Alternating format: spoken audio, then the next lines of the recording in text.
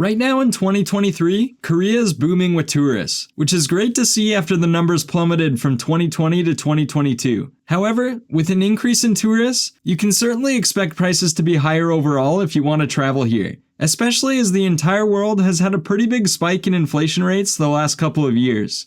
The most popular areas in Korea to visit are the capital Seoul, the seaside city of Busan, and the tropical island of Jeju. My parents were just in Korea for a couple of weeks, and we spent 5 amazing days in Jeju together. In this video, I'll let you know what we paid for everything at the end of October 2023, and start off with some travel tips that are really important for people looking to make a trip to Korea's beautiful volcanic island.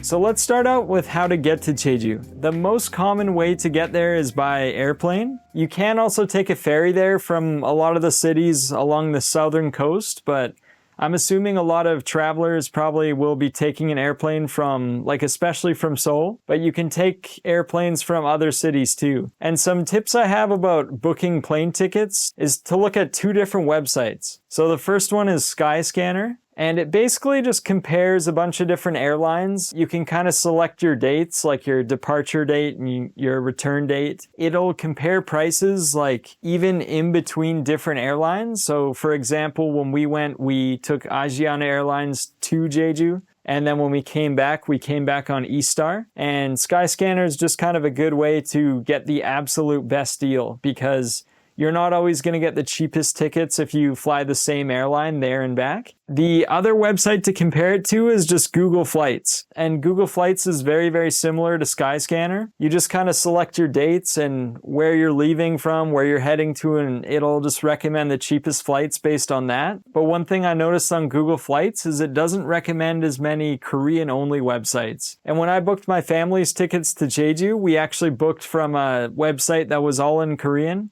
and it was the best deal. So in our scenario, going from Gimpo to Jeju, it was about 56,000 won, and that was on a Tuesday. And coming back to Seoul on a Saturday was 99,000 won each. So you can see there's a really big difference in pricing from weekdays to weekends. What I noticed is Monday to Thursday tends to be the cheapest tickets, and then Friday to Sunday are kind of the most expensive. And another really good thing to know is just to avoid Korean holidays if possible. For example, about 2 weeks ago, there was Chuseok, which is like Korean Thanksgiving. They go across the entire country to visit their family. And if we booked tickets during that time, it would have been insane, maybe upwards of $400 for one way. I'm not too sure myself, but just a good idea to avoid Korean holidays if possible. So let's talk about accommodation. So first of all, Jeju has a lot of different types of accommodation. There's hotels, Airbnbs, guest houses, all that kind of stuff. Guest houses tend to be about 25,000 won per night, and Airbnbs really vary. They can be really expensive for some nicer places that you can fit, 8 to 10 people in, and then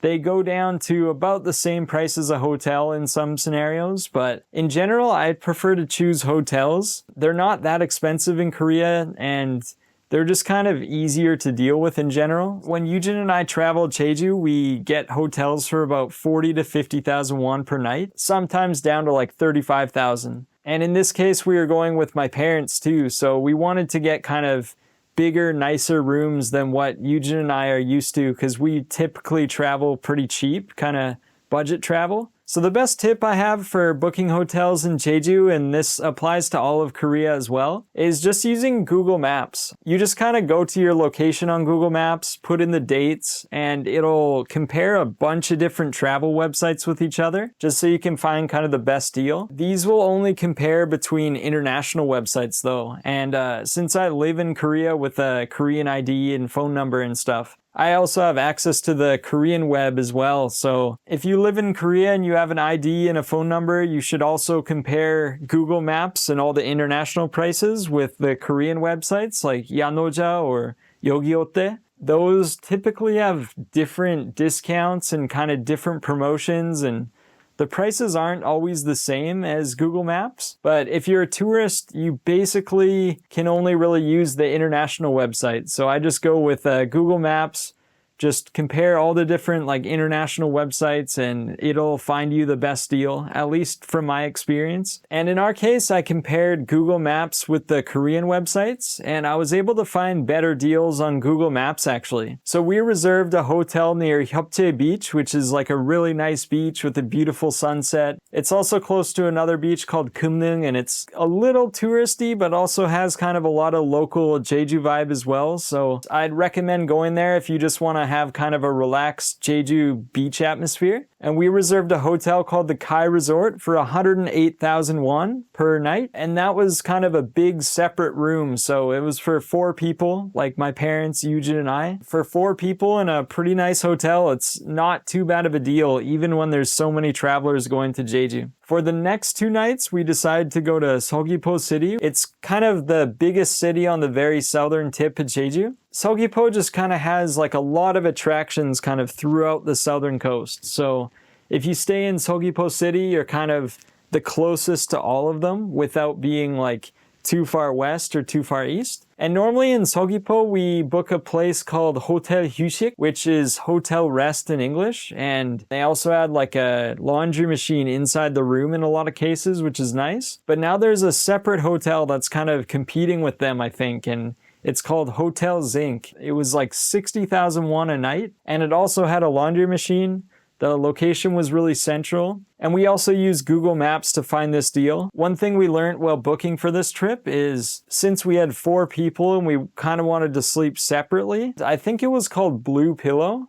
And that one would book us 2 separate rooms at Hotel Zinc in one reservation. So it was really, really convenient to be able to compare like what it's like to book multiple rooms at that hotel versus one room at a family hotel. And it actually ended up being quite a bit cheaper to book 2 separate rooms at Hotel Zinc. So those are just 2 locations in Jeju that I recommend, but there's so many different areas to stay as well. So I'll just put a little map here and just kind of like print screen it or something or save it somewhere if you're looking for other places to stay. So let's talk about transportation now. And this is just for getting around the island. First of all, Jeju doesn't have like a subway system. It has buses they run somewhat frequently, but they can be a little bit of a hassle too. If you don't want to ride the buses and you have an international driver's license or a Korean license, you can rent a car with Lotte Rent-A-Car. And I was looking online. I've never rented a car in Jeju personally, but it looks like it's about $30 American a day to rent a car, and it could be cheaper or more expensive depending on when you go and kind of how much demand there is as well. I actually was able to find better deals with a Korean membership on there as well, and kind of different cars. So if you live in Korea, definitely sign up on the Korean version of their website. And just for reference, it looks like gas is about like 1,600 won or so per liter. And then let's talk about the buses. So Jeju has buses that go all around the island. And if you're curious about the price, they start at about 1,150 won. So it's like less than $1 American. And that's for the regular bus. And then if you're riding like the express bus really far, it goes up to about 3,000 won, which is like maybe $2 American. So quite a good deal for sure. The buses don't leave as frequently as they do in Seoul. So that's just something to note. If you don't want to wait around a lot, maybe buses aren't the best route to take. But there are some really important buses just to know about. There's the 101 and 102 buses, which ride around either the eastern coast or the western coast of Jeju. And those are express buses, so they don't stop at all the stops. But there are regular bus versions of those called the 201 and 202. And the last bus just to know about is the one that goes in between Jeju and Seogwipo City. So you can leave right from the airport all the way down to Seogwipo City. It's the bus 182. If you want to find directions and you want to know how to take buses in Jeju, all you have to do is download Kakao Maps. It's a map app that works all over Korea.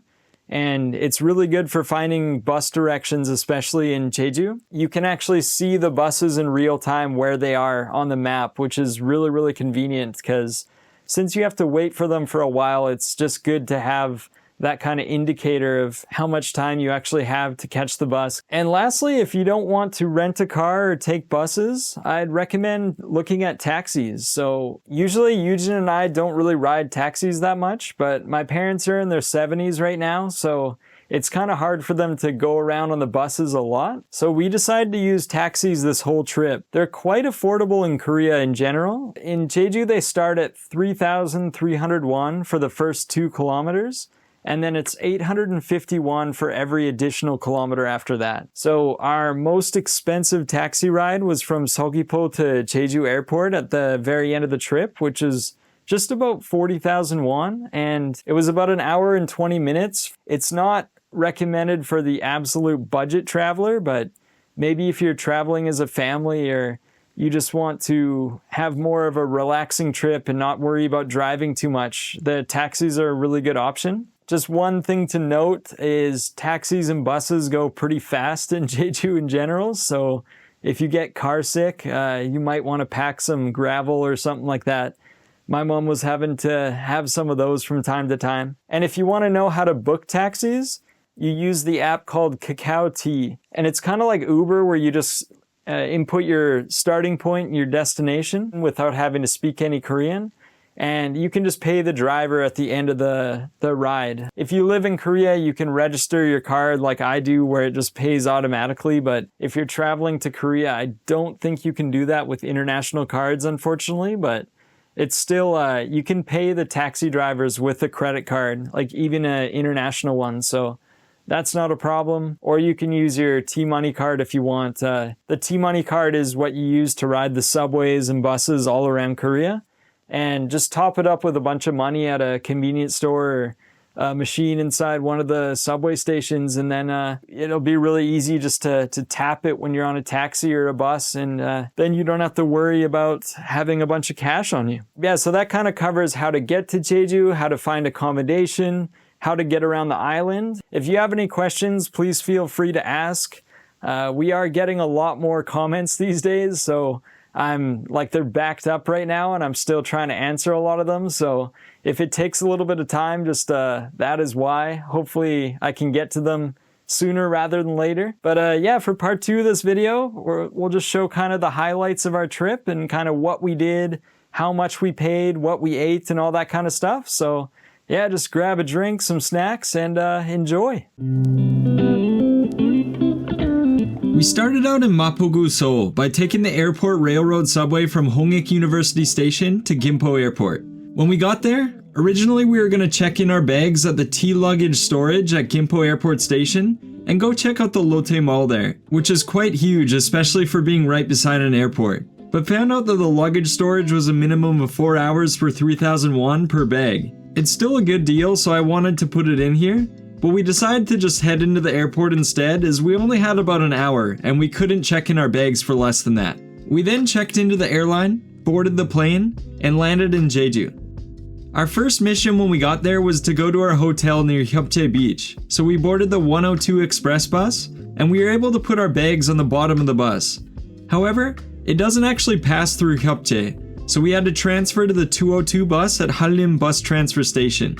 We boarded our second bus and finally arrived at the Kai Resort Hotel. The hotel was nice and spacious for 4 people, it was clean, and has a really nice swimming pool, but it's only open in the summer. After checking in, it was now about 8 p.m. and we were getting pretty hungry, and luckily there was a Jeju black pork restaurant right next to the hotel called Jeju Gumneun Jeongwon, and they had a bunch of tents set up for a really cool experience. The meal itself was really good too. We're in Jeju, guys. We're in Jeju. Cheers, guys. Jeju doesn't get any better, right?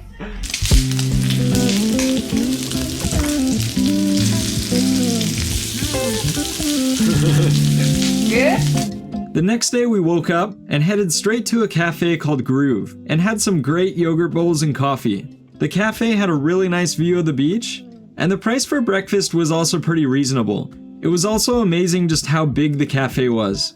After breakfast, we went for a stroll along the beach. We started at Hyopje Beach, which has amazing sand and crystal clear water that doesn't get too deep for a while, but we didn't swim there since it was already getting a little bit cooler at the end of October. And then to the west is Gumneung Beach, and there's a really nice walking path between the 2 beaches, which is perfect for a little stroll.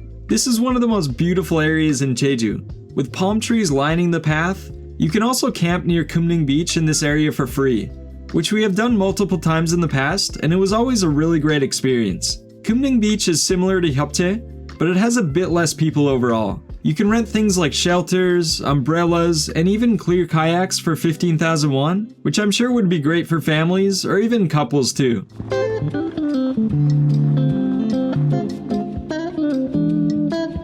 Next we went back to Hyopdae for lunch and got burgers at a newer place called Bombogo in Bom Chicken. It has a nice patio with a view of the beach, and the food was pretty good too. It was now time for our afternoon plan to check out Camellia Hill, so we took a taxi there. Camellia Hill is a big flower garden that you can spend about 1 to 2 hours walking around in, and it's 10,000 won each to get in. It's really nice to look at, and it feels kind of like a maze walking around, which is a lot more fun than just walking in a straight path.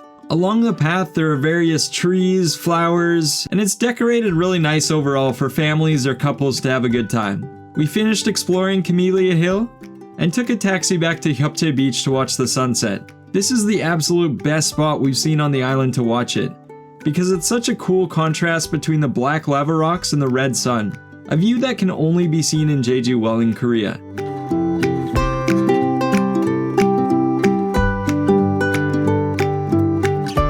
The next morning we checked out of our hotel and took a taxi to Seogwipo City, where our second hotel was, Hotel Zinc. And when we first arrived, we headed down to the Cheonjeon Pokpo, or Cheonjeon Waterfalls, which is a really nice walk through the forest that ends at a beautiful waterfall, and it's 2,000 won each to get in. It's just a great place to spend an hour or so and walk around a little bit, with a lot of space and nice trees to look at too. We finished walking around, and it was time for the main attraction of the day, and something new to Yujin and I too, Yakcheonsa, which is one of Jeju's most famous Buddhist temples. And honestly, we were absolutely blown away. I've seen a lot of Buddhist temples in Korea, but this one was the most memorable for me. It's very grand in size and stands out beautiful amongst the palm trees and surrounding greenery. And when you head inside the temple, you can walk around inside and look at the displays of thousands of little Buddha statues, and you can also get a good look at the dragon carvings embedded into the ceiling. After spending a couple of hours at the temple, it was time to head back to Seogwipo City by taxi, and we checked into the Hotel Zinc, which is a relatively new hotel, and for about 50 or 60,000 won a night, it's an absolute steal to be honest. It was time to end our amazing day with some beers and food at the Jeju Beer Fountain, and it had a really nice atmosphere, and you don't need to speak any Korean there either. The next day it was time to show my parents a restaurant that Yujin and I both really like, called Kwangoda, an amazing place that specializes in serving kwango, or halibut.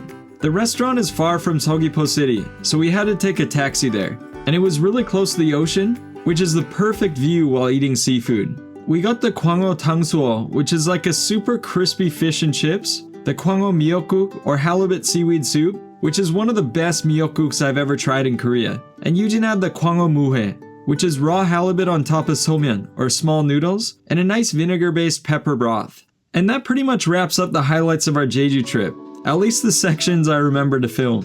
It was a really fun trip overall to show my parents around Jeju, and they were really impressed about how easy it is to get around Korea with the mix of subways, airplanes, buses, and taxis that are all quite affordable, especially for Canadian standards. Thank you so much for watching. If you enjoyed the video, please leave a like, and consider subscribing if you want to watch more similar videos in the future, and joining our Patreon if you have the financial flexibility to do so. Hope you're all healthy and happy, and we'll see you next week.